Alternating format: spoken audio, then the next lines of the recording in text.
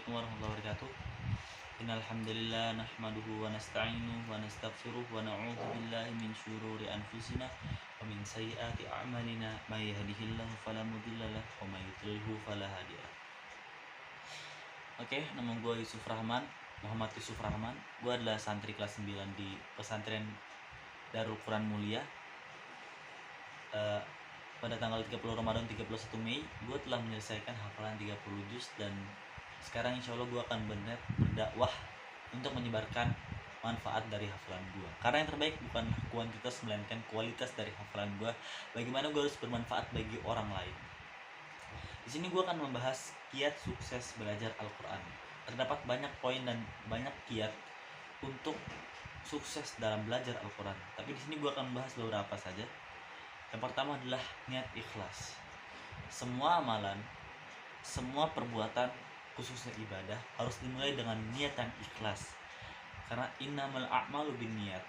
Perbuatan itu tergantung kepada niatnya. Allah menilai niat kita, isi hati kita, bukan yang tampak pada luar kita, karena yang bisa menilai itu hanyalah manusia. Tapi kalau yang di dalam hati kita itu hanyalah Allah, dan jika niat kita benar, maka Allah akan membantu kita insyaallah. Yang kedua adalah sungguh-sungguh atau bermujahadah. Sungguh-sungguh dalam bercita-cita sangatlah penting. Kalau kita punya cita-cita tapi kita tidak bersungguh-sungguh dan bermujahadah, apakah akan jalan dengan baik? Yang ketiga, sabar dan istiqomah. Sesuai pengalaman gua, sabar dan istiqomah adalah salah satu hal yang terpenting dalam menghafalkan Al-Quran. Sabar ketika menghafal dan istiqomah ketika telah hafal. Gue sering dimarahin bapak gue gak boleh main game. Pokoknya sering dimarahin sampai hampir setiap hari gue mau nangis. Dan sabar itu akhirnya berbuah. Dan istiqomah setelah hafal insya Allah akan berpahala sekali. Dan gue juga berusaha beristiqomah setelah gue hafal dengan berdakwah kepada kalian semua. Yang keempat, yakin bahwa belajar Al-Quran adalah mudah. Sesuai surat Al-Qamar surat ke-54 ayat 14, 22, 32 dan 40. A'udzubillahi minasyaitonirrajim. Walaqad yassarnal Qur'ana lidzikri fahal min muddakir. Dan sesungguhnya kami telah memudahkan Al-Quran untuk pelajaran, maka adakah orang yang mengambil pelajaran? Allah sendiri telah mengatakan, kami telah memudahkan Al-Quran untuk pelajaran, maka adakah orang yang mengambil pelajaran? Kita semua orang kan, berarti kita semua disindir oleh Allah lewat ayat ini. Apakah kita mengambil pelajaran dari Al-Quran? Apakah kita cuma baca doang, kita gak ngerti, gak ngafal, gak menadaburi, gak mengamalkan?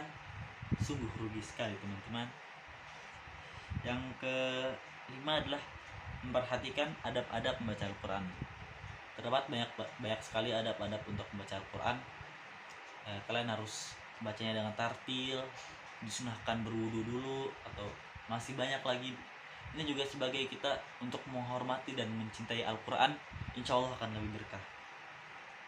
Yang keenam, tidak tergesa-gesa atau membaca Al-Quran dengan tartil. Seperti di surat Al-Muzammil, warattilil Qur'ana tartila.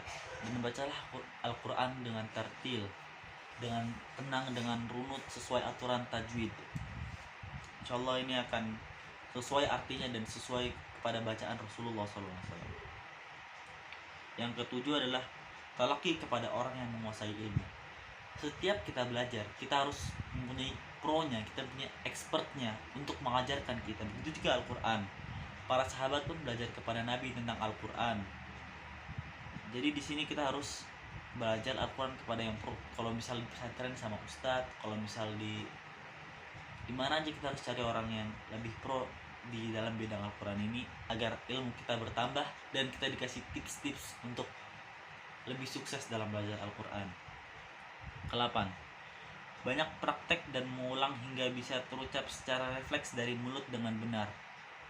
Rasulullah SAW bersabda, kurang lebih Al-Quran itu seperti unta, jika tidak diikat maka akan cepat lepas dengan mudah.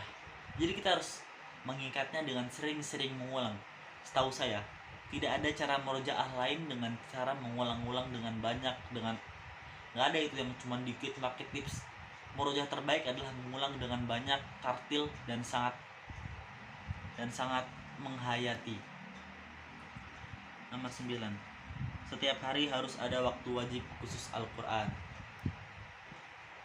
Ya, jadi setiap hari kita harus menjadwalkan diri kita untuk berinteraksi dengan Al-Quran, membaca Al-Quran, menghafal Al-Quran. Kita sehari pasti bisa main HP sampai dari 2 jam, 5 jam, 10 jam. Apakah kita sempat untuk berinteraksi dengan Al-Quran, kalamullah yang paling mulia?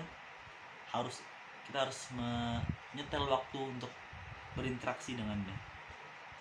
Nomor 10, disiplin dalam menerapkan setiap hukum-hukum tajwid, karena hukum-hukum tersebut bersifat pasti. Ini sudah saya bahas tadi. Nomor 11, dengan suara yang lantang dan berusaha membaguskan suaranya. Jadi ini sangat bermanfaat agar kita dapat menikmati Al-Quran dengan suara yang lantang agar semakin jelas dan bisa menjadi dakwah kalau ada orang di sekitar kita yang mendengarnya. Dan kalau kita baguskan suara kita bakal lebih senang mendengar dan lebih senang bacanya, seperti kita kalau nyanyi. Pasti kalau kita nyanyi kita suka dengan suara yang merdu, dengan suara yang enak agar kita lebih betah mengulang-ulangnya kan. Nomor 12, menggunakan mushaf yang standar atau usmani. Sebenarnya ini opsional sih. Kalau kalian lebih suka Quran yang jenis lain, pakai itu terus. Kalau usmani terus. Ini juga bermanfaat untuk menghafal, karena kita bisa mengetahui posisi-posisi ayat, posisi-posisi surat di mana sesuai dengan Quran yang sering kita hafalkan. Habis itu, senantiasa berdoa agar dimudahkan dalam mempelajari Al-Quran. Senantiasa berdoa ini seperti poin yang saya sebutkan di poin nomor 2. Setelah ikhtiar, di sini ada doa. Apa gunanya kalau kita ikhtiar tapi tidak berdoa? Doa adalah senjata bagi orang-orang muslim. Kita harus minta kepada Allah kemudahan. Al-Quran ini sudah mudah, dan kalau kita minta kemudahan pasti akan lebih jauh dimudahkan. Insya Allah kita akan lebih cepat menghafalkan dan lebih cepat nempel dan lebih cepat meresap ke hati kita.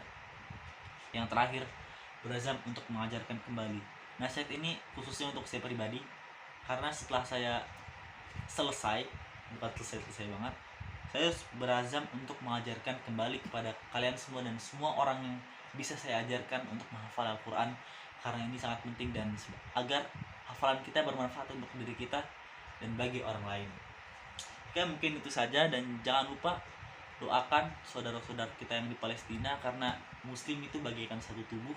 Jika tubuh yang lain merasa luka, maka yang bagian yang satunya lagi harus merasa luka juga. Begitupun orang-orang muslim. Semoga warga Palestina dimenangkan oleh Allah dan diberi kemenangan di dunia dan kemuliaan di akhirat. Sekian dari saya. Wassalamualaikum warahmatullahi wabarakatuh.